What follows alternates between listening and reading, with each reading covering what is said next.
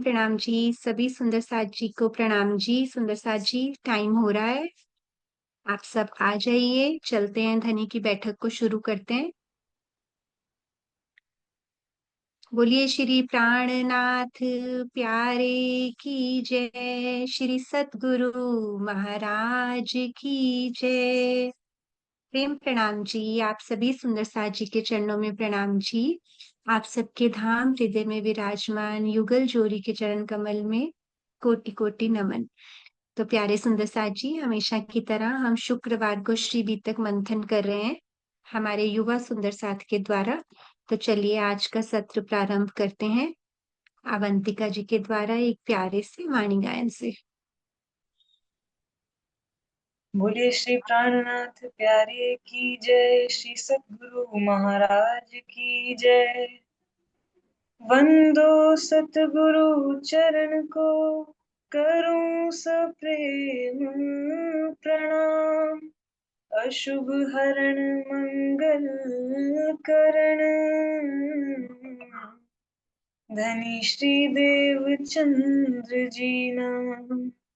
श्री प्राणनाथ निज मूलपति, श्री महराज सुनाम। तेज कुंवर श्यामा युगल को, पल पल करूं प्रणाम। श्री प्राणनाथ तुम सत्य हो, तुमसे चलत जहाज। मैं अधीन करनी नहीं, बाह ग्रहे की लाज। बोले श्री प्राणनाथ प्यारे की जय, श्री सतगुरु महाराज की जय।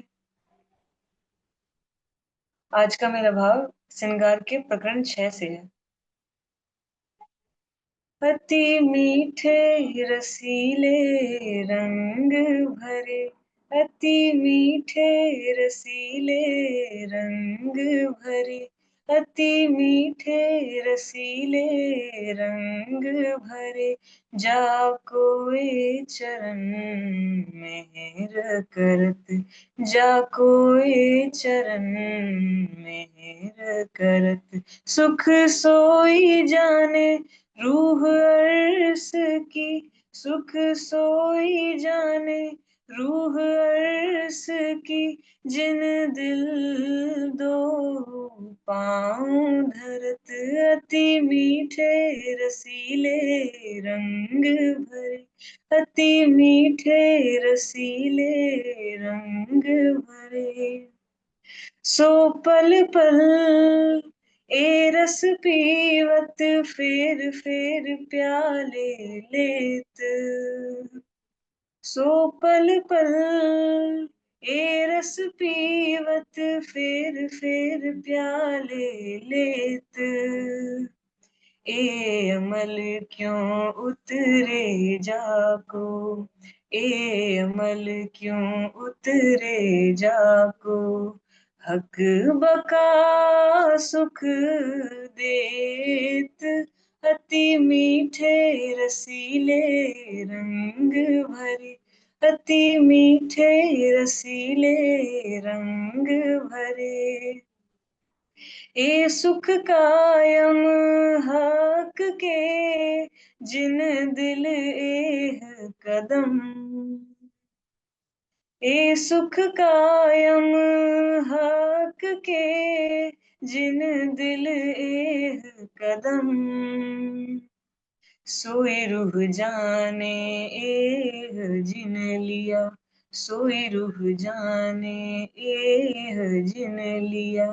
या जानत है कसम, अति मीठे रसीले रंग भरे, अति मीठे रसीले रंग भरे। कई विध के सुख पीवत, कई विध के सुख कदम में मेहर कर देत मेहरबान। तो अर्स कया दिल मोमिन, तो अर्स कहा दिल मोमिन, इन पर कहा कहे सुभान, अति मीठे रसीले रंग भरे, अति मीठे रसीले रंग भरे। कदम महबूब के मोमिन, क्यों सहे जुदागी खिन, कदम महबूब के मोमिन, क्यों सहे जुदागी खिन, तो हके कहा अर्स दिल को, तो हके कहा अर्स दिल को, कर बैठे अपना वतन, अति मीठे रसीले रंग भरे, अति मीठे रसीले रंग भरे।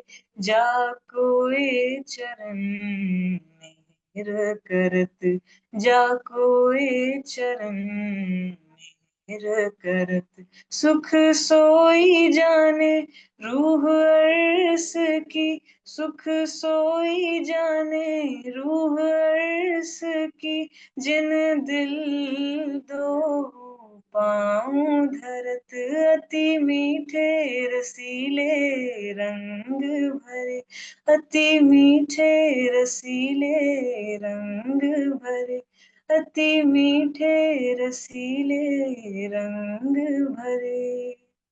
बोले श्री प्राणनाथ प्यारे की जय, श्री सद्गुरु महाराज की जय। प्रणाम जी। प्रणाम जी अवंतिका, बहुत ही मधुर वाणी गायन।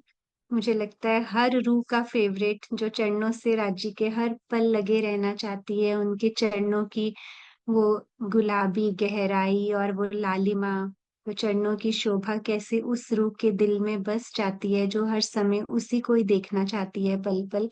उसका रस वही जाने जो पिए। बहुत सुंदर वाणी गायन, प्रणाम जी। जी सुंदर साजी, तो आज वैसे भी बसंत पंचमी है। आप सबको बसंत पंचमी की शुभकामनाएं। बसंत पंचमी बसंत का जो त्योहार है, उसे वाणी में मतलब ऋतुओं ऋतुओं की ऋतु कहा है, ऋतु राज कहा है। तो ये प्रेमी और प्रेमास्पद के मिलने की ऋतु होती है, तो बहुत ही सुंदर हमारी वाणी में इसका वर्णन तो है। पर इंद्रावती जी के हृदय की बात करें तो इस ऋतु में वो कैसे अपने प्रियतम से बिछुड़ कर रह रही हैं, खटरुति में इसका वर्णन आप जरूर पढ़िएगा।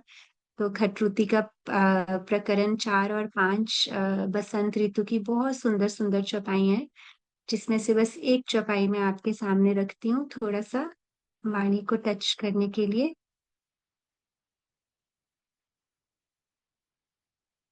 जी।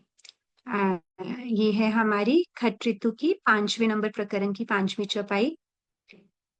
रुत माहे रुत वसंत घनु रूडी, जेमा मोरे वन राय, विध विधना रंग लेरे वे लडियो, वन तणे कंठड़े वलाए। कहते हैं ऋतुओं में ऋतुराज के नाम से प्रसिद्ध ये बसंत ऋतु बहुत ही सुंदर है, बहुत ही सुंदर है, जिसमें सभी वनस्पतियों में नई नई कोंपलें फूटती हैं और अनेक सुंदर रंगों वाली लताएं वृक्षों से आलिंगनबद्ध होकर लिपटी रहती हैं।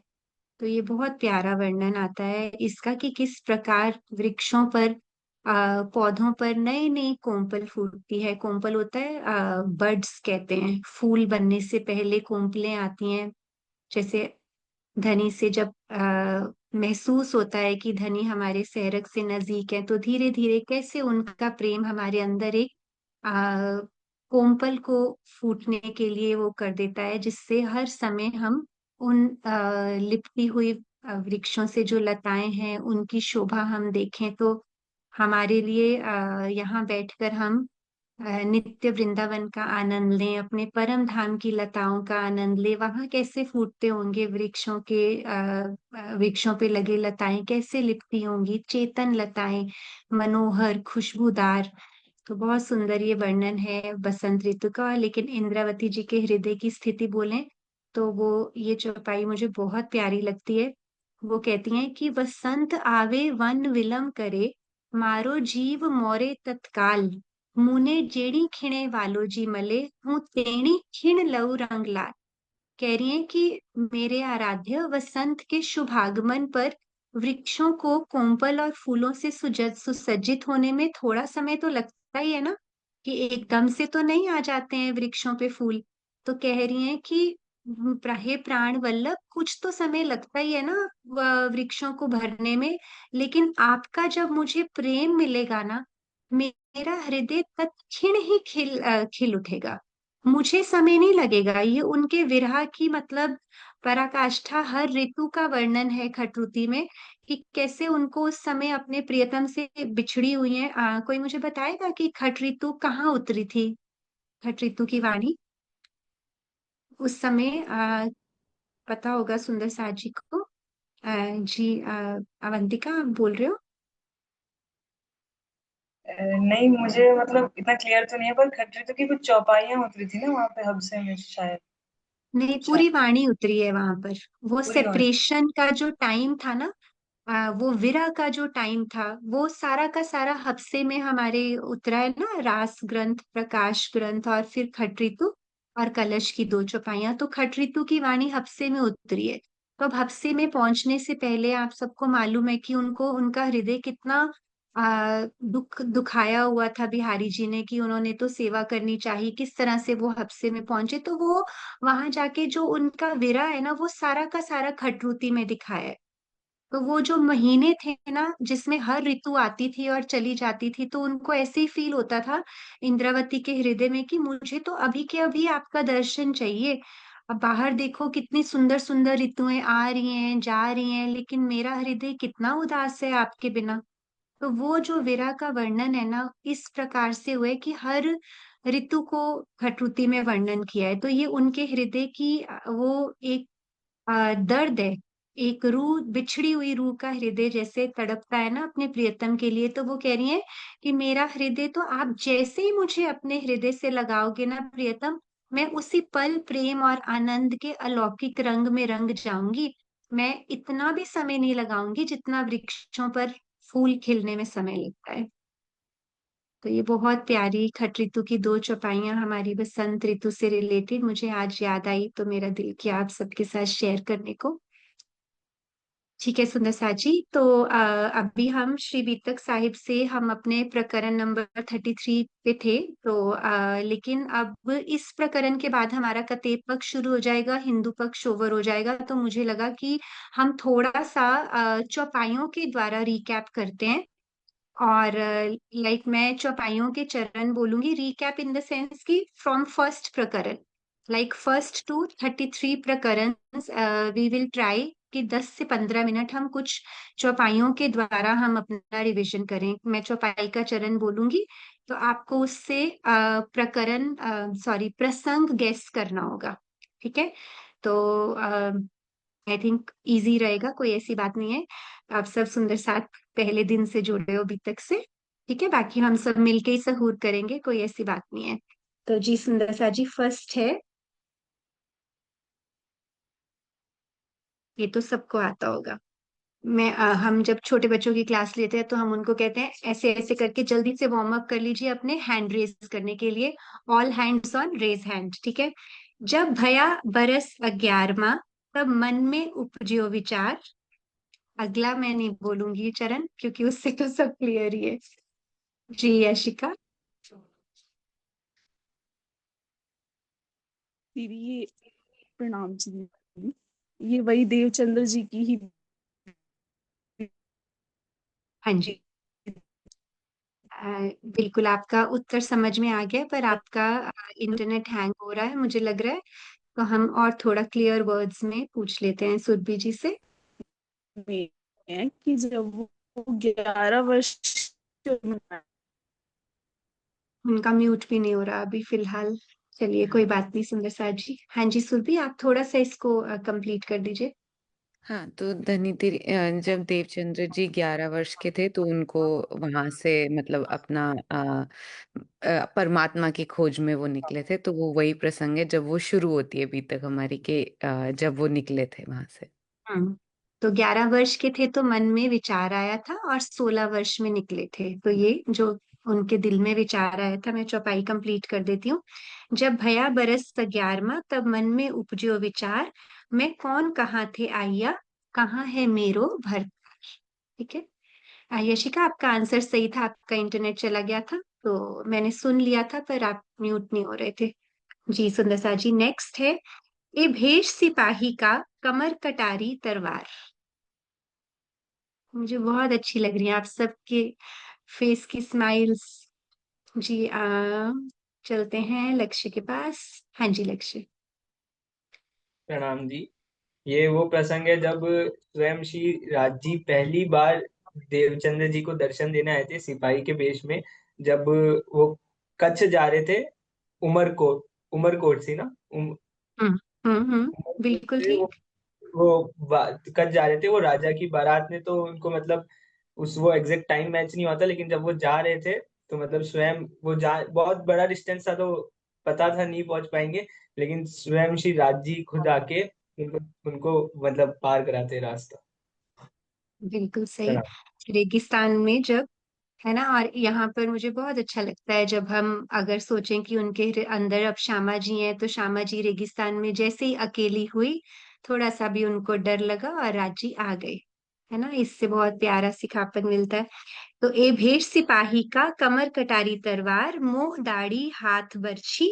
ये उनका पूरा का पूरा रूप का, स्वरूप का वर्णन है। ऐसो भेष ल्यावनहार, तो ऐसा भेष बनाया हुआ था उन्होंने। तो नेक्स्ट है सुंदर सा जी, इन ठिकाने आए के, आत्म पायो करार, ए सांचवटी देख के, ऐसी करे ना कोई। आ, थोड़ा सा मैं हिंट दे सकती हूँ वैसे, कि कंटिन्यूशन में ही चल रही है अभी तक। जी यशिका।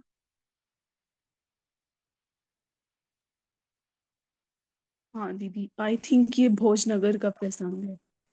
जी, और किसकी भोजनगर बात हुई है? हरदास हरदास जी के जी। पास जब आए तो उन्हें वहीं उनके दिल को करार मिला, क्योंकि उन्हें अपने हम्म, मतलब गुरु की पहचान मिली। हाँ, और उससे पहले वो बहुत घूम चुके थे ना जब तक भोजनगर पहुंचे। हाँ जी। इसलिए अब उनकी सांचवटी देख के, मतलब जो वो श्रद्धा से, जो सत्य भाव से और सखी भाव से सेवा कर रहे थे, तो वो देखकर उनको लगा कि ऐसी करे ना कोई। अभी तक वो जहां घूम आए थे तो उन्होंने ऐसी सेवा नहीं देखी थी कि गर्मी की ऋतु में इतनी इतनी बार स्नान करना और मंदिर भी धोना, इस तरह से सखी भाव से सेवा उन्होंने अभी तक किसी की नहीं देखी थी। तो ये भोजनगर का प्रसंग हरिदास जी का।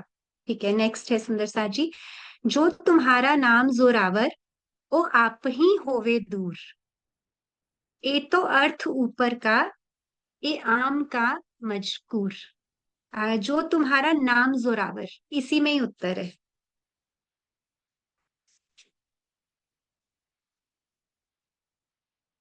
जी कामिनी, प्रणाम जी, कैमरा खोलोगे? प्रणाम जी। नहीं दीदी, कैमरा ऑन नहीं ठीक है, हो कोई रहा बात था। नहीं, कोई बात नहीं। हाँ हाँ, जी बताइए। ये जब हरिदास जी उनको वो दे रहे थे ना, नाम दे रहे थे, तो उन्होंने बोला था कि पूछा था कि पहले किसी और से नाम ले रखा है या नहीं ले रखा, तो उन्होंने बोला था कि हाँ ले रखा है। तो दत्तोत्रय करके कुछ था कि उनसे लिया था नाम। तो फिर देवचंद्र जी ने बोला था कि अगर आपका मंत्र ज्यादा स्ट्रोंग होगा तो वैसे ही मेरे दिमाग से निकल जाएगा पहले वाला, अगर नहीं होगा तो पहले वाला मंत्र मेरे दिमाग में रहेगा।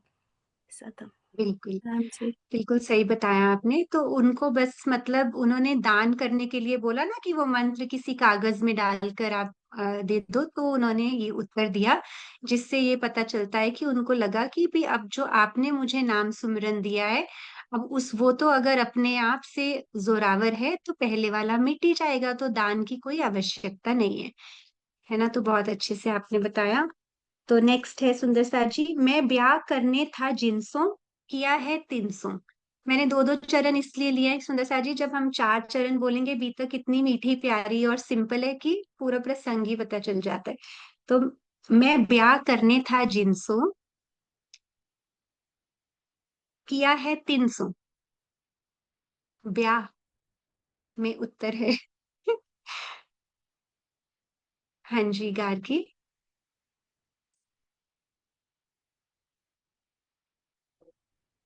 प्रणाम जी दीदी।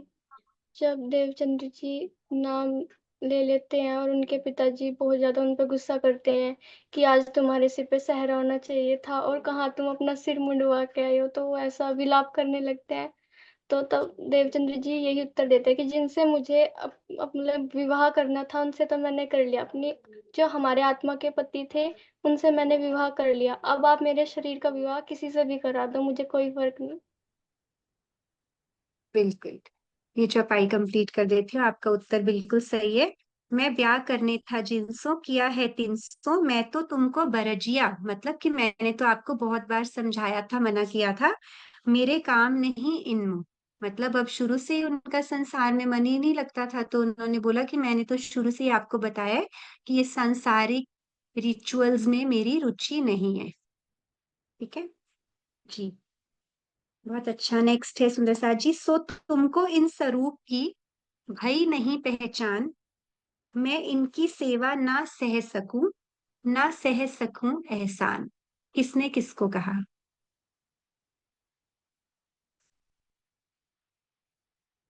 हाँ जी, अवंतिका। ये बाल मुकुंद जी जो प्रकट होते हैं, मैं उनका नाम भूल गई, जो उनके गुरु थे देवचंद्र जी के उस समय पे। लैक ऑफ रिविजन है बहुत ज्यादा, तो नहीं नहीं, अब उनका बस बोलिए नाम बोलिए। नाम भूल रही हूँ मैं। तो मतलब बाल मुकुंद जी उनसे कहते हैं कि मैं मतलब मैं उनकी सेवा नहीं ले सकता, आप मेरी मूर्ति उनको मत दो करके। मतलब बिहारी जी, सॉरी, बिहारी जी कहते हैं।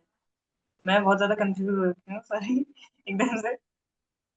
ठीक है, कोई बात नहीं, अभी हम किसी और के साथ से आपका पूरे हरिदास संशय जी। क्लियर करते हैं। हाँ, अभी हाँ बिल्कुल सही उत्तर आ गया है।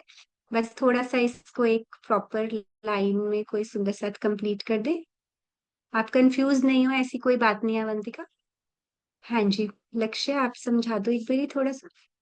तो ये प्रसंग शायद उस टाइम का है जब हरिदास जी ने, मतलब हरिदास जी को ये सपना सपना आया, सपने में आया था कि आप मेरी मूर्ति उनको मत दो, मैं उनकी सेवा करने के लायक नहीं हूँ, ऐसा था।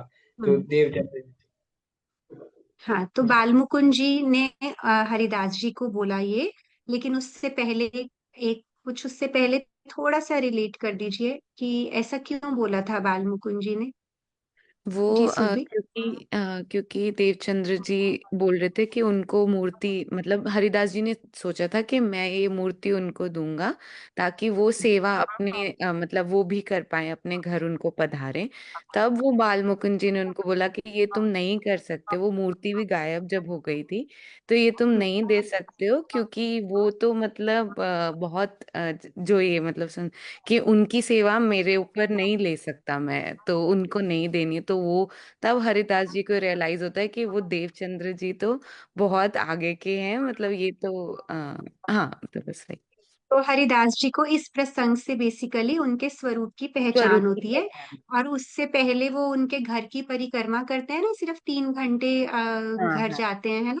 तो वो इसलिए वो प्रसंग इसके साथ कनेक्ट हुआ था कि भी अब उनको लगता है कि ये तो आधी रात को भी आ जाते हैं उठ के, और फिर इनके मंदिर की परिक्रमा के साथ ये मेरे घर की भी परिक्रमा करते हैं। तो इसलिए उन्होंने ऐसा डिसाइड किया और ये सारा का सारा प्रसंग बना। तो अब देवचंद्र जी की पहचान उनको हरिदास जी को इससे होती है, बाल मुकुंद जी ने करवाई। ठीक है जी, सुंदर साथ जी, बहुत अच्छा। एक दो और लेते हैं बस, ठीक है। इन भांत एक दिन हुआ ध्यान में दर्शन, जाने हम ब्रिज में गए, द्वार नंद के रोशन। अभी तो क्वेश्चन कंप्लीट भी नहीं हुआ था यशिका। हाँ जी, बोलिए। दीदी इसमें ये भाव है कि उनको एक दिन जब वो ध्यान और सेवा तो वो किया ही करते थे, कि उन्हें वस्त्रों की सेवा हरिदास जी ने सौंप दी थी, क्योंकि बाल मुकुंद जी की सेवा तो वो उन्हें दे नहीं सकते थे। तो वो अपने घर पे सेवा और ध्यान क्या करते थे, तो एक दिन उन्हें ध्यान में राधा जी, मतलब खुद को वो स्वयं को राधा जी देख रहे थे और श्री कृष्ण और बाल ग्वालों को देख रहे थे। तो वो सपने में राधा रानी मतलब यशोदा जी से पूछती है कि कन्हैया कहाँ है। तो यशोदा मैया बोलती है कि कन्हैया तो वनों में होगा, खेल रहा होगा। मतलब उन्हें अब दूसरी बार दर्शन हो रहा है, पहले सिपाही के वेश में दर्शन हो चुका है, अब दूसरी बार उन्हें दर्शन ध्यान में हो रहा है। और वो फिर वहां वनों में जाते हैं, तो वनों में यशोदा मैया उन्हें मिठाई देती है। और वनों में वहां पर वो ग्वाल बालों के साथ श्री कृष्ण जी घुंगरी का प्रसाद बना रहे होते हैं। तो फिर वो वहां पर जाते हैं, और जैसे ही वो घुंगरी का प्रसाद खाने के लिए अपना ध्यान में हाथ बढ़ाते हैं, तो उनका वो ध्यान वहां पर छूट जाता है बिल्कुल। और उन्हें दर्शन दीदार पूरे हो जाते हैं। हाँ, तो इसमें मतलब बहुत सुंदर आपने पूरा वर्णन कर दिया कि जब वो बांके बिहारी जी के वस्त्रों की सेवा कर रहे होते हैं तो उनका ध्यान एक दिन जाके ब्रिज में लग जाता है। और फिर जो यशिका ने बोला, बहुत प्यारा वर्णन। इस प्रकरण में ना सुंदर साथ जी मेरी एक फेवरेट चौपाई है, बस ये शेयर करती हूँ आपके साथ, फिर आगे बढ़ेंगे। ये अभी जब ध्यान में होते हैं तो अब राजी वहां इस वृक्ष के साथ खड़े होके बहुत मंद मंद मुस्कुरा रहे होते हैं, जब ये ढूंढ रही होती है उनको राधा रानी, कहाँ है काना कौन है। हाँ, तो फिर जब पता चल जाता है तो कहते हैं, बुलाए लिए देवचंद्र जी, बैठाए अपने पास, बातें लगे करने, मुख मीठे प्रेम लिए खास। तो कितने प्रेम से युगल जोड़ी बैठकर ब्रिज में एक ही उसमें मतलब वो जो भी पत्तल होगी बर्तन होगा है ना, उसमें खा रहे हैं, क्योंकि उससे पहले पूरा प्रसंग आ जाता है ना, वो सब अपने ग्वाल वालों को बांट के भेज देते हैं और खुद राधा रानी के पास बैठकर प्रेम से बातें भी करते हैं और खाना भी खाते हैं। तो ये है प्रेम की प्यारी लीला इसमें। तो ऐसे ही थोड़े थोड़ा टाइम लेके हम सुंदर सा जी कोशिश करेंगे चौपाइयों से कुछ कुछ प्रसंग हम रिवाइज कर लिया करेंगे हर बार। ठीक है सुंदर सा जी, और अगर आपको इसी तरह से क्वेश्चंस बनाने की सेवा भी करनी हो तो वो भी कर सकते हैं, तो मुझे बता दीजिएगा किसी को भी करनी हो सेवा तो चलिए अब हम चलते हैं अपने श्री बीतक साहिब के आज के मंथन पर। हम थे मेड़ता में, और मेड़ता के प्रसंग में श्री जी मेड़ता में कहाँ से आए थे, मेड़ता से पहले कहाँ पर थे श्री जी, और बाकी सुंदर साथ।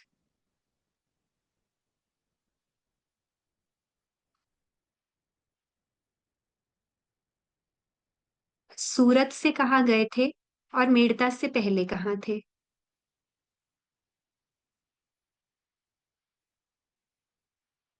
हाँ जी यशिका। सिद्धपुर से आए थे ना शायद। जी सुंदर साथ जी, अभी तो एक हफ्ता भी नहीं हुआ, ऐसे नहीं करना है ना। हमें जो बाकी के बीच के दिन है थोड़ा थोड़ा बीतक को पढ़ना है। अगर मूल बीतक का टाइम नहीं निकलता विद चौपाइश, तो हमारे पास दोपहर का सूरज है ना, तो उसको जरूर पढ़ा कीजिए आप। ठीक है, तो सिद्धपुर से, सूरत से गए सिद्धपुर, फिर सिद्धपुर से बीच में मतलब अहमदाबाद भी आता है। और उसके बाद फिर अब मेड़ता का प्रसंग चल रहा था, और मेड़ता में सबसे पहले क्या लीला हुई थी।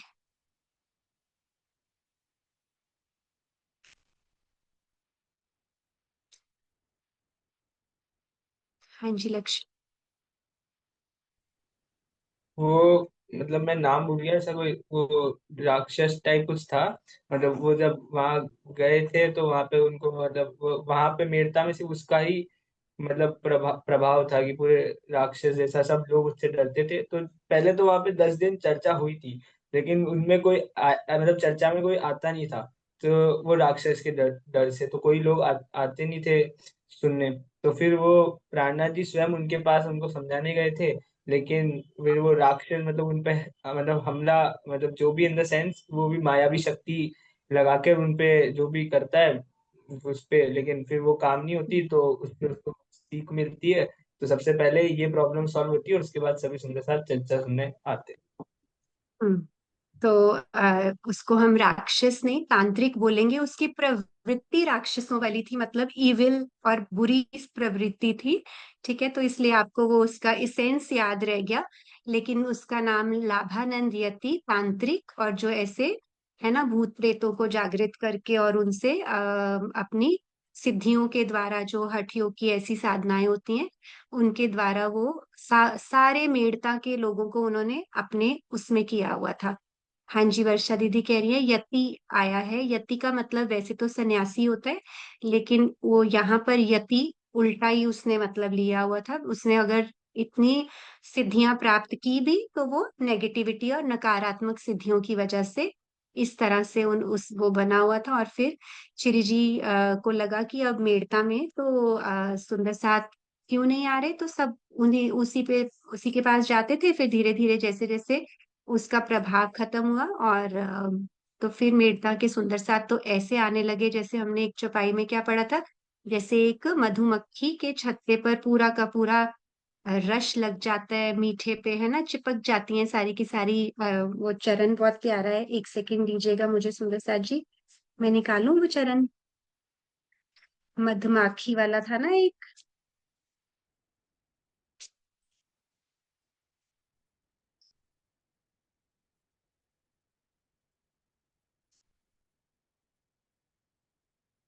सॉरी, पता नहीं मुझे मिल क्यों नहीं रहा।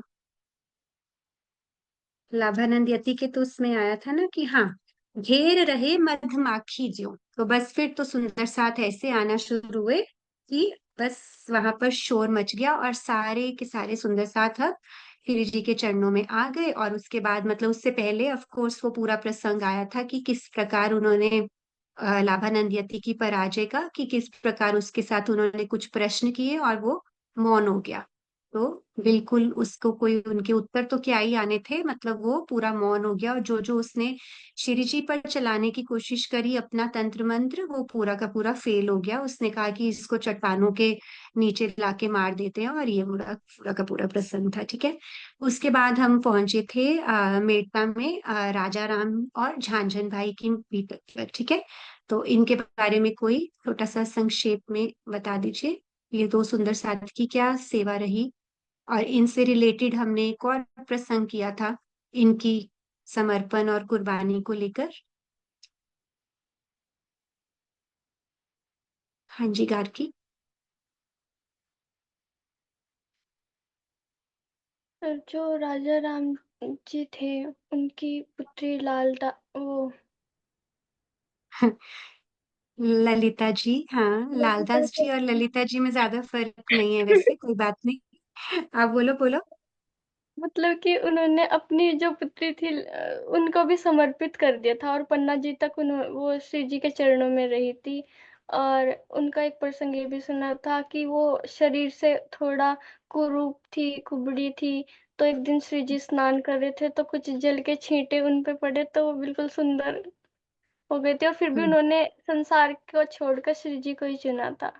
और जो हम्म, झाझन बाई थे, उन्होंने भी अपने पूरे परिवार के साथ श्री जी के चरणों में आके मेड़ता में वो समर्पित हो चुके थे। बहुत सुंदर, बिल्कुल आपने पूरा कंप्लीट कर दिया। तो ये सुंदर साथ की सेवा हमारी पन्ना जी तक चलेगी, बहुत बहुत महत्वपूर्ण और विशेष प्रसंग रहेंगे। हाँ जी बिल्कुल। और ललिता सखी हमारी युवा सुंदर साथ, कैसे उन्होंने चुनाव किया तो अपने प्रियतम के साथ चल दी सब कुछ छोड़कर। ठीक है सुंदर साथ जी, तो यहाँ तक हुआ था। अब हम आगे का प्रसंग कंटिन्यू करते हैं। आज लक्ष्य जी की सेवा है और मैं अभी तक का टीका शेयर करती हूँ।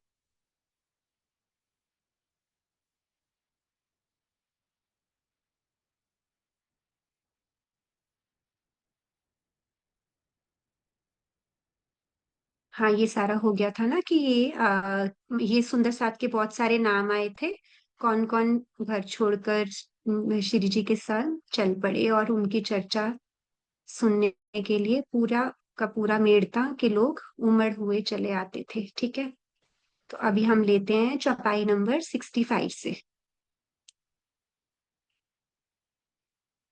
जी, सॉरी लक्ष्य, मैंने आपको अनम्यूट नहीं किया। हाँ जी। प्रणाम जी।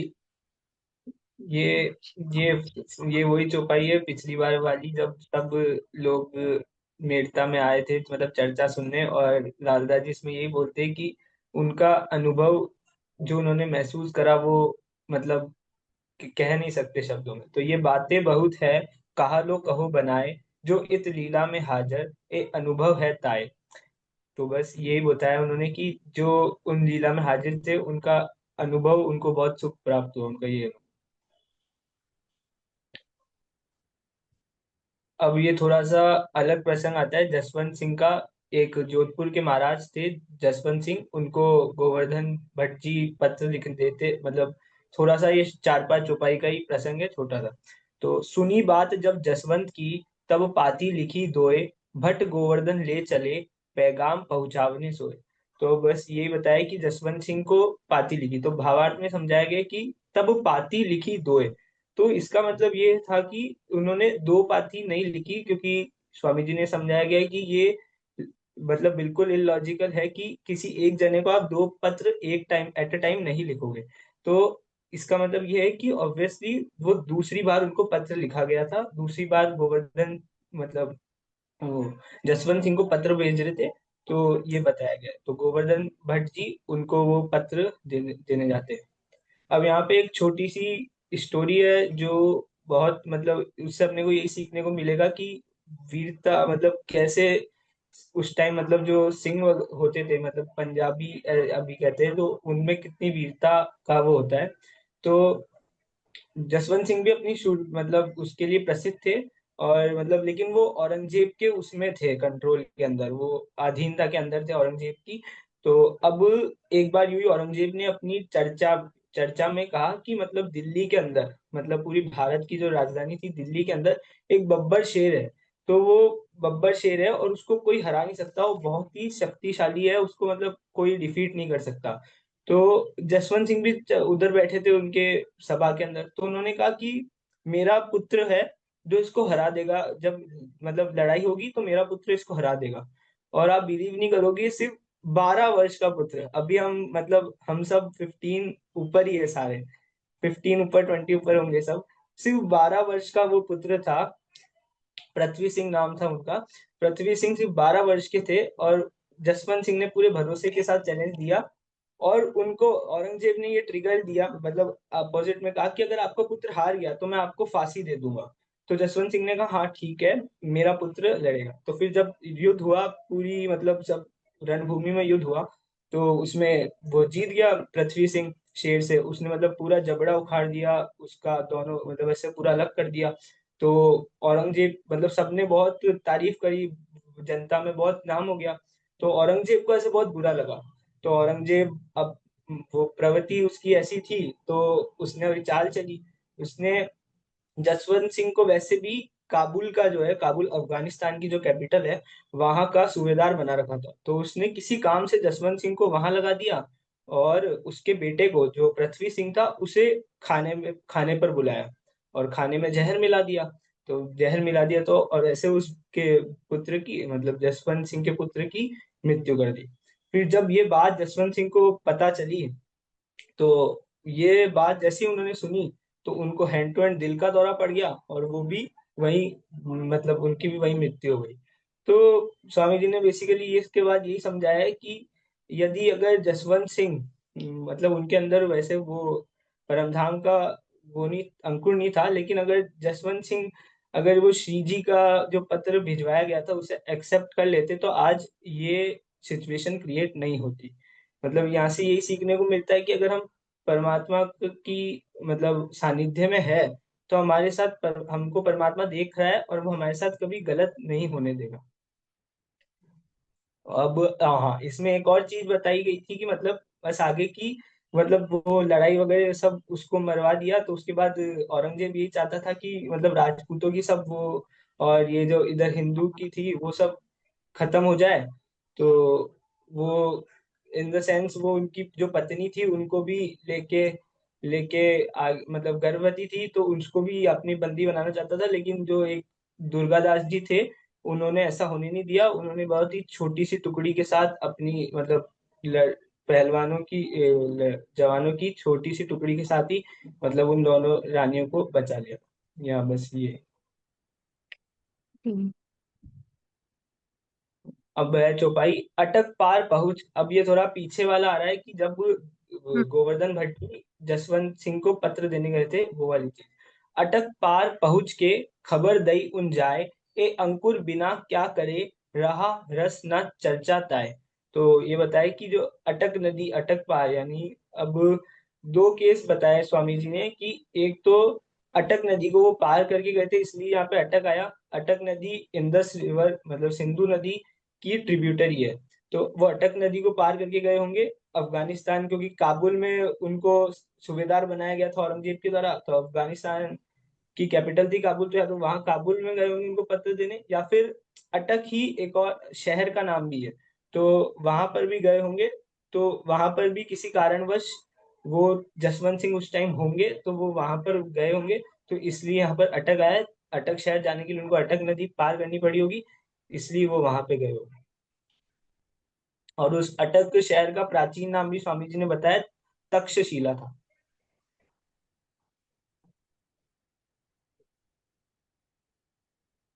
जी, आपने बहुत ही अच्छे से समझा दिया ये जसवंत सिंह का प्रसंग कि जोधपुर के थे और फिर कैसे गोवर्धन जी ने उनको पाती पहुंचाई, पर उन्होंने रुचि नहीं ली क्योंकि अंकुर बिना क्या करे। उनको रस रस नहीं आया। और उनके बारे में जो वैसी एक कहानी वीरता की बताई कि किस प्रकार उन्होंने अपने 12 साल के पुत्र को, पृथ्वी सिंह को, औरंगजेब के बब्बर शेर के सामने प्रस्तुत कर दिया था। तो ये वीरता की कहानी बहुत अच्छी एक यहाँ पर अटैच हुई।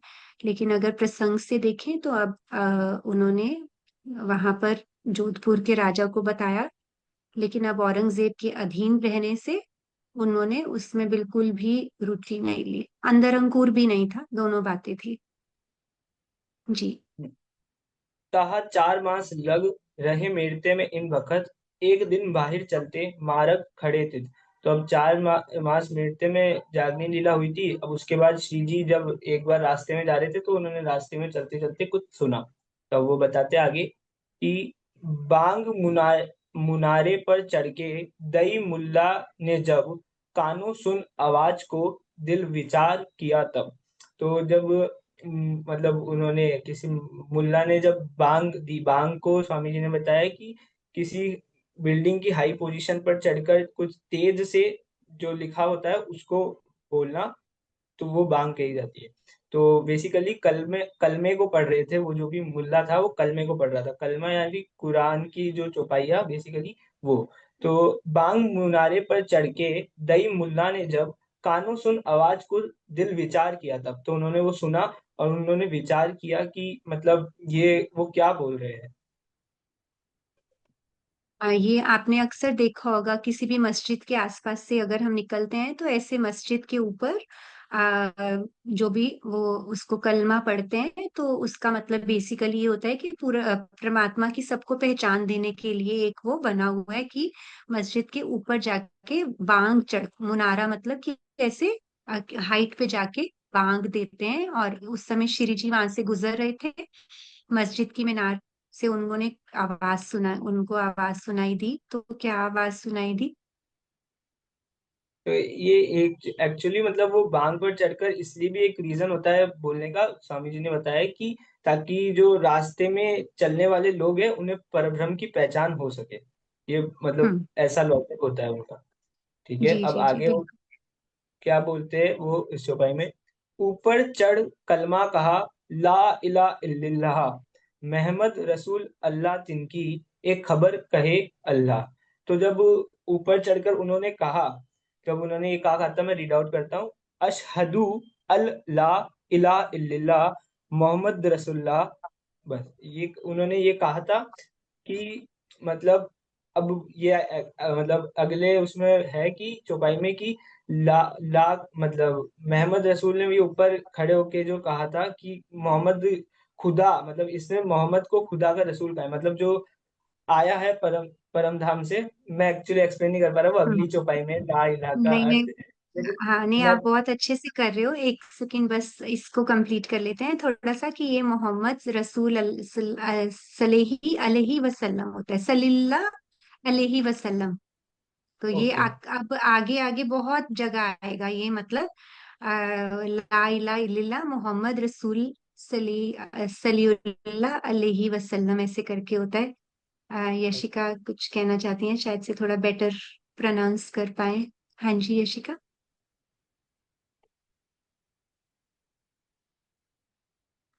हाँ जी बेटा। आई थिंक आज यशिका का नेट अच्छा नहीं है। हाँ जी, मतलब कि सॉरी, हाँ हाँ, नहीं आ बोलो रही? बोलो, आ रही आवाज। हाँ हाँ जी, तो मैं यही कह रही थी कि जो कलमा कहते हैं ना, कि कलमा क्या होता है? कलमा यही होता है, ला इलाहा इल्लल्लाह मोहम्मद रसूलुल्लाह। मतलब ये ला इलाहा और इल्लल्लाह में ये कहते हैं, मतलब जैसे हम अक्षर और अक्षरातीत कहते हैं ना, तो ये ला इलाहा और इल्लल्लाह कहते हैं। और मोहम्मद रसूल कौन है? जो मोहम्मद सल्लल्लाहु अलैहि वसल्लम है, वो मोहम्मद रसूल है। मोहम्मद मतलब हम्म वो अल्लाह के एक रसूल है। तो उनका मतलब पूरा नाम ये होता है मोहम्मद सल्लल्लाहु अलैहि वसल्लम, मतलब जिसको ये पीस बी अपॉन हिम भी बोलते हैं। तो अब ये मतलब हम्म से पे आता है ना, तो इसका ये मतलब है कि मोहम्मद सल्लल्लाहु हम्म, अलैहि वसल्लम। हाँ बिल्कुल, जी। बहुत अच्छे से आपने बता दिया।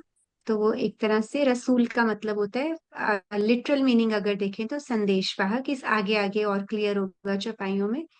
तो अभी जो आपने बोला है वही है नेक्स्ट चौपाई में। हाँ जी।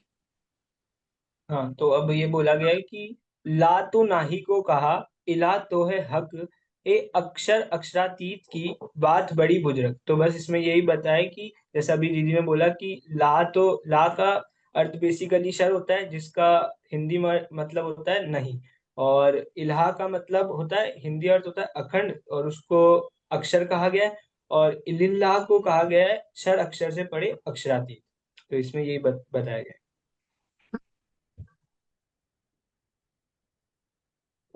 ये तो श्री देवचंद्र जी कही, तहा से आए तुम, दूसरा तो कोई है नहीं, इनका कौन दावा करे बिना हम। तो अब राणा जी ये जब सुनते हैं तब उनको ख्याल आता है कि देवचंद्र जी ने तो कहा था कि मतलब जहां से हम आए हैं, जहाँ मतलब अनादि अक्षातीत परमधाम से जहाँ आए हैं वहां से, तो वहां से मतलब उसका दावा और कोई कैसे कर सकता है? उसका दावा तो मतलब हम जहां से आए हैं वहां का दावा तो सिर्फ राज्य ही कर सकते हैं, उसका दावा और कौन कर सकता है? तो बेसिकली इसका आंसर यही है कि वो मतलब राज्य का ही अंकुर से अक्षर की आत्मा मोहम्मद साहब के रूप में पृथ्वी पर आई थी। और वो ही मतलब अक्षर एज अ मैसेंजर, जिसको रसूल कहा गया, मतलब वही संदेशवाहक। तो वो पृथ्वी पर आई थी और उन्होंने ये परम धाम का थोड़ा सा ज्ञान कुरान के अंदर बताया गया है। जी आप बहुत अच्छे से समझा रहे हो। बस इसमें कुछ और विशेष शक्तियों का वर्णन, मतलब अभी हम थोड़ा सा उसको ब्रीफ में टच करेंगे। अ, अभी आप ये कंप्लीट कर लो, बस एक दो चौपाइयां बची हैं। तहकीक हमारे कासिद, हम वास्ते लाए कलाम, सब खबर हमारी होएगी, लाए मोहम्मद अलैहि सलाम। तो अब उनको ये तो मतलब पता चल गया, मतलब उनको कि प्राणा जी को, कि निश्चित रूप से ही मतलब ये जो है वो हमारे लिए ही आया है संदेश। जो राजी ने कुरान के अंदर भिजवाया है वो हमारे लिए ही भिजवाया है। जो हम्म, मोहम्मद साहब ने जो लिखा है वो हमारे लिए ही है। और तो ये हम्म, हमारी साखी भी है, हम परम धाम से आए। और अब भावार्थ में ये समझाया गया है ये कि शरीयत, तरीकत और हकीकत की बात समझाई गई है। तो शरीयत मतलब होता है कि शरीर से शारीरिक मतलब शरीर कर्म कांड होगा बेसिकली, जो शरीर से भक्ति हो रही है। और तरीकत मतलब थोड़ा ज्ञान है और दिल लगा के करते हैं, उसको तरीकत कहा जाता है। और जो हकीकत होती है वो थोड़ी मतलब उसमें थोड़ा ज्ञान अच्छा वाला होता है, वो थोड़ी डेप्थ वाली होती है, हकीकत ही होती है। तो अब इसमें ये है कि जो हकीकत वाली है उसका थोड़ा सा जो है मतलब मतलब शरीयत और तरीकत तो है ही, विशेषकर है कुरान के अंदर। लेकिन जो हकीकत है उसका थोड़ा सा ही ज्ञान दिया गया है। और जो लेकिन उसका वो भी ज्ञान वो भी सिर्फ राज्य को ही पता है और उसके अलावा किसी को नहीं पता है। और अब नीचे लिखा गया है कि मारिफत की जो वाणी है वो मतलब मोहम्मद साहब के द्वारा नहीं भिजवाई गई। राजी ने मोहम्मद साहब मतलब मोहम्मद साहब से कुरान के अंदर नहीं लिखवाई, क्योंकि उस टाइम के जो लोग थे अरब के वो उसको ग्रहण नहीं कर पाते, ये रीजन है। तो मतलब ये कितनी हमारे को अहंकार करना चाहिए इस बात पे, तो कि कितनी बड़ी बात है कि हम उस लायक तो है कि हम उस वाणी को पढ़ने के लायक तो है कि राज्य ने इधर हिंदू हिंदू के इसमें मतलब हमारे इसमें भिजवाई, हमारे टाइम पीरियड ऑफ में भिजवाई। उस टाइम नहीं भिजवाई क्योंकि अरब के लोग उसको ग्रहण करने के लायक नहीं थे। और उस समय जब मोहम्मद साहब यहाँ पर थे, मोहम्मद साहब मतलब उनका तन, अंदर तो अक्षर की आत्म है, तो अक्षर की आत्म राजी से अलग तो है नहीं है।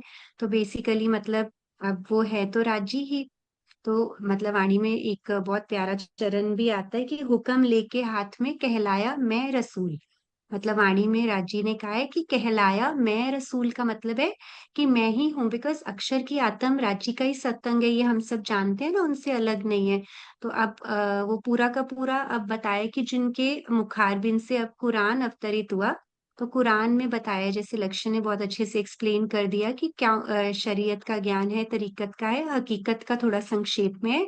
अब मारिफत का क्यों नहीं है? क्योंकि उस समय ना रूहें हैं यहाँ पर। हम तो परम धाम में हैं। ब्रिज और रास के बाद हम परम धाम गए थे।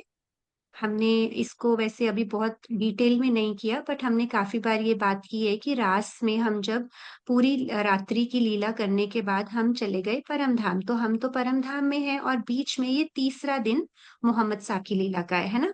तो अब इस समय ना, उस समय राजी राजी है, राजी का जोश है, मतलब अक्षर आत्म है, धनी जी का जोश है, और श्यामा जी भी नहीं है और हम भी नहीं है। तो मारिफत, मारिफत क्या है? मारिफत इज एक होना, वननेस। Oneness is मारिफत। तो अब जब वो वननेस वाली कैरेक्टर्स ही नहीं है, तो फिर वो ज्ञान किसके लिए आता है ना। अब तो वो मारिफत का ज्ञान, तो जो आपने बोला ना, ये लाइन मुझे इतनी प्यारी लगी कि हमें अहंकार होना चाहिए। तो हमें कौन सा अहंकार बोला लक्ष्य ने? इसमें खिलवत में राजी कहते हैं ये हक की मैं बोली है इसने। शायद से लक्ष्य ने ये चौपाई पढ़ी भी नहीं है, ही डजंट इवन नो कि ये कौन से अहंकार की बात कर रहे हैं। बट ये एक रूह का अंदर एक महसूस करना, एक दावा लेना कि हमें इस चीज का अहंकार होना चाहिए, मतलब कि हमारे अंदर हक की मैं आ रही है धीरे धीरे। मैंने आज कहा ना, वो कोंपलें फूट रही हैं। तो ये है वो एक महसूस करना कि अब हमारा ज्ञान हमारे हमें ही मिलेगी ना चिट्ठी हमारी। तो वो सारी की सारी फिर राजी कहते कि मैं खुद लेके आऊंगा। तो राजी में और मोहम्मद साहब में कुछ कॉन्वर्सेशन होती है, वो हम बहुत डिटेल में अभी नहीं जाएंगे। वो किस तरह उनकी सुरता परम धाम में गई, क्या उनके आपस में बातें हुई। तो उसमें उस समय उन्होंने कहा कि कुछ ऐसी बातें हैं जो मैंने आपको बता दी हैं, लेकिन कुछ ऐसी बातें हैं जो मैं खुद आके बताऊंगा। तो वो है श्री कुलजम वाणी, हमारी तारतम वाणी, जो राजी ने खुद आके अपने हृदय की, अपने श्रृंगार की, अपने प्रेम की बातें हमें कुलजम वाणी के द्वारा बताई हैं। लेकिन यहाँ पर एक बात समझनी बहुत जरूरी है कि अब श्री जी को ये एहसास होना, श्री जी को ये एकदम से अंदर से ये पता चला कि ये ला इला इल्लल्लाह क्या है और कैसे है। ये क्यों हुआ? क्योंकि हम उनको महामती श्री प्राणनाथ जी कहते हैं, और महामती का मतलब क्या है? उनके अंदर पांचों शक्तियां विराजमान है। तो पांचों शक्तियां कौन कौन सी विराजमान है, वो हम बस एक लास्ट चौपाई रह गई है, इसको करके थोड़ा सा आज ब्रीफ में टच कर लेंगे, और अगली बार फिर डिटेल में कर लेंगे। मैं वृंदा जी से बोलती हूँ, अगर वो हैं साथ में तो वो समझाएंगे। हम एक चौपाई जो लास्ट रहती है इस प्रसंग की, उसको कवर कर लेते हैं। आई होप यहाँ तक तो सुंदर साथ समझ आ रहा है ना। ये एक चौपाई के बाद अगर कुछ नहीं समझ में आया तो हम डिस्कस कर लेते हैं। सुंदर साथ जी, जी ये लक्ष्य आप ही कंप्लीट कर लो। महामती गए ए साथ जी, इहा लो ईसा का इलम, अब महमद को मिल चला, कहो एक दिन आदम। महामती गए ए साथ जी, इहा लो ईसा का इलम, अब महमद को मिल चला, कहो एक दिन आदम।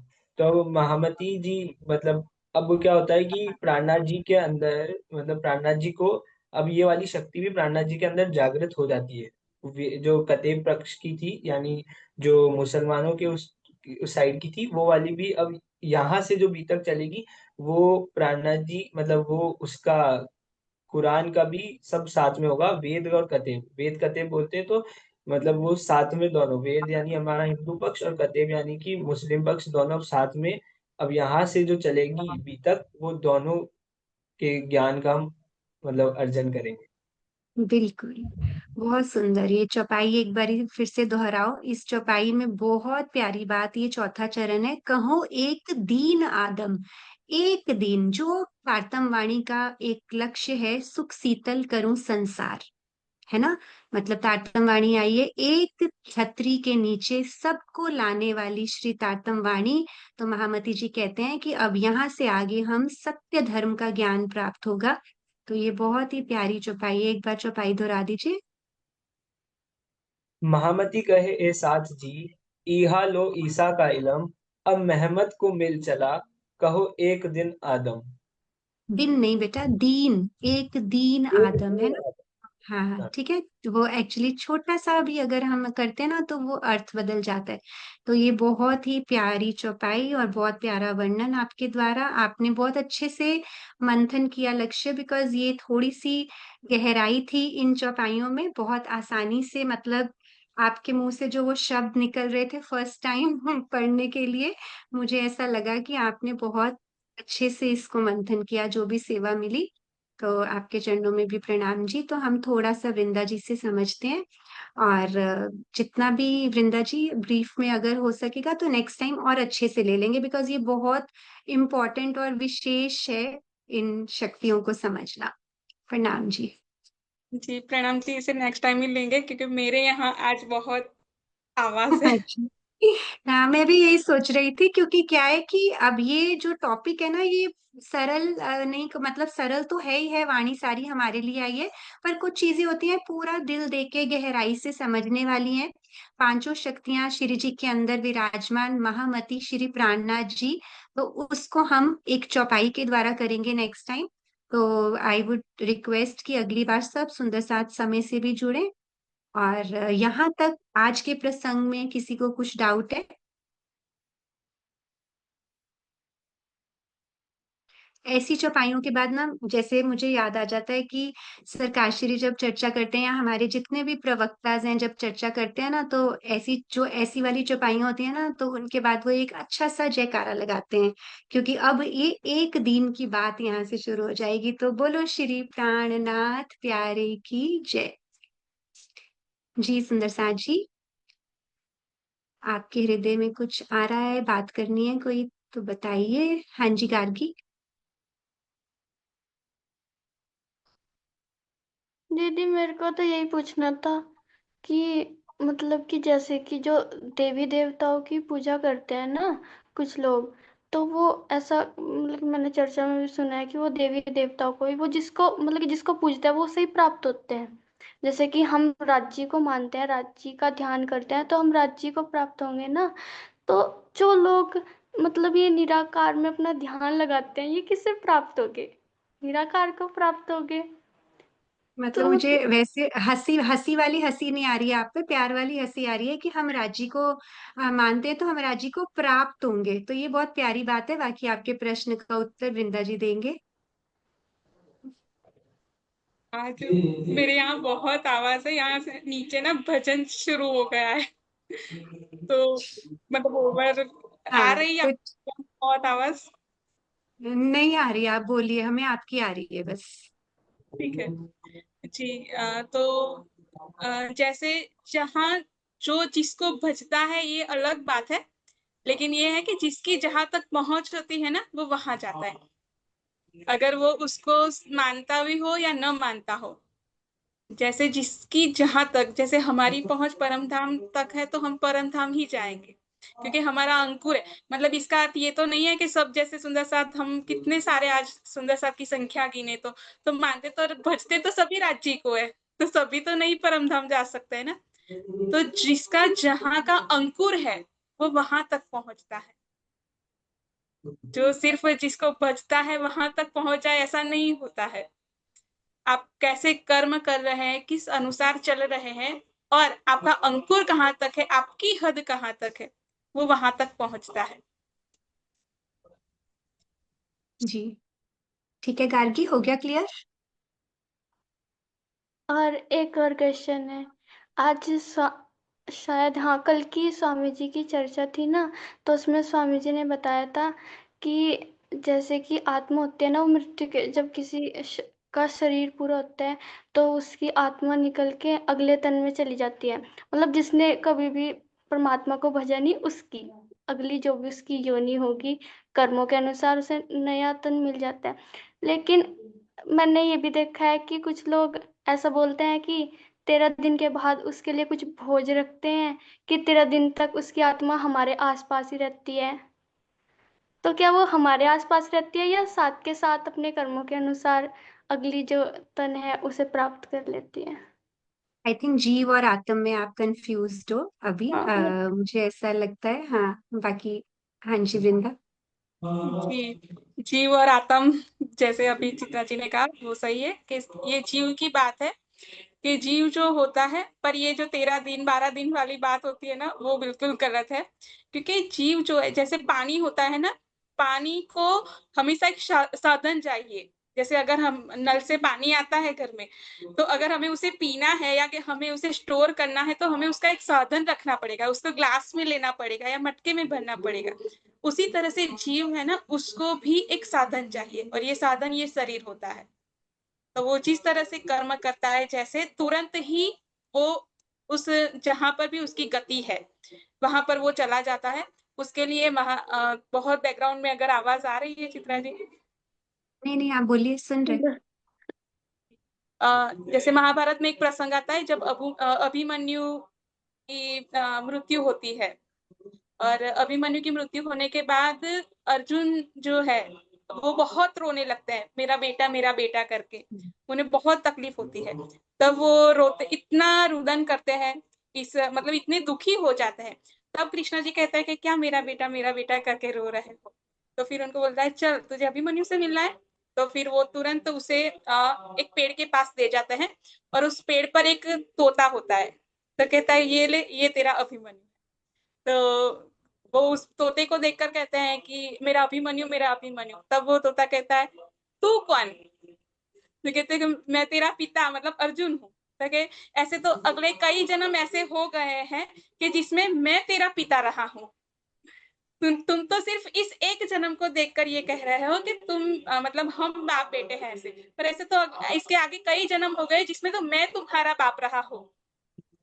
तो इस तरह से जो जीव होता है ना, वो कभी भी एक तन से निकलने के बाद वो दूसरे तन को, उसकी जैसी गति होती है वैसे वो प्राप्त कर लेता है। वो ऐसे कोई नहीं अटक कर नहीं रह जाता। इसके मतलब ये थोड़ा सा आपकी बात पर नहीं, जैसे अभी चित्रा जी ने कहा हंस रहे, लेकिन एक फनी सी मतलब मेरे खुद ने ये अनुभव किया कि जब मम्मी की ये बात, मम्मी का जो बना के वो जब धाम चले गए, तो मुझे भी मेरे बुआ सब फोन करते, बेटा खाया, ये किया क्या, बहुत आवाज आ रही है। नहीं नहीं, नहीं। आप बोलिए बोलिए। आवाज आ रही है, हमारा फोकस आप पर है। बोलिए। तो मुझे भी मेरे बुआ कहते हैं कि थोड़े दिन बाहर कुत्ते को खाना खिलाना, उनको रोटी रखना, और इस तरह से, क्योंकि जीव 12 दिन तक वही दरवाजे के बाहर ही मतलब खड़ा रहेगा ऐसे। मैंने बोला जो जीव पूरे जीवन में यहाँ रहा है घर में, वो बाहर क्यों खड़ा रहेगा, आना है तो अंदर आकर बैठे ना, बाहर क्यों उसे वहां दरवाजे पर ऐसा कुछ नहीं होता है। उनको भी बहुत समझाया, पर जैसी उनकी जितनी बुद्धि वो उतना वो समझ पाए होंगे। पर ये दुनिया में तो ये सब बातें करते ही हैं, ये सब सिर्फ एक कर्म कांड से जुड़ा हुआ है, लेकिन सत्य इसके साथ कोई कनेक्शन नहीं है। तो जीव तुरंत दूसरा शरीर ले लेता है। तो मतलब ऐसा कुछ नहीं है कि वो 13 दिन तक यहीं रहेगा, ये सब मतलब नहीं उनकी सोच है। अब ये रह ही नहीं सकता है कहीं पर, उसे तो साधन चाहिए ही, वो कहीं अटक के नहीं रह सकता है। गार्गी जी के छोटे से मुखारबिंद से बहुत भारी भारी प्रश्न हो गए सुंदर साथ जी। अच्छा लगता है आप सब युवा सुंदर साथ क्यूरियस हो। तो चलिए अभी एक बार जयकारा लगाते हैं, अगर किसी के और हृदय में जिज्ञासा नहीं है तो।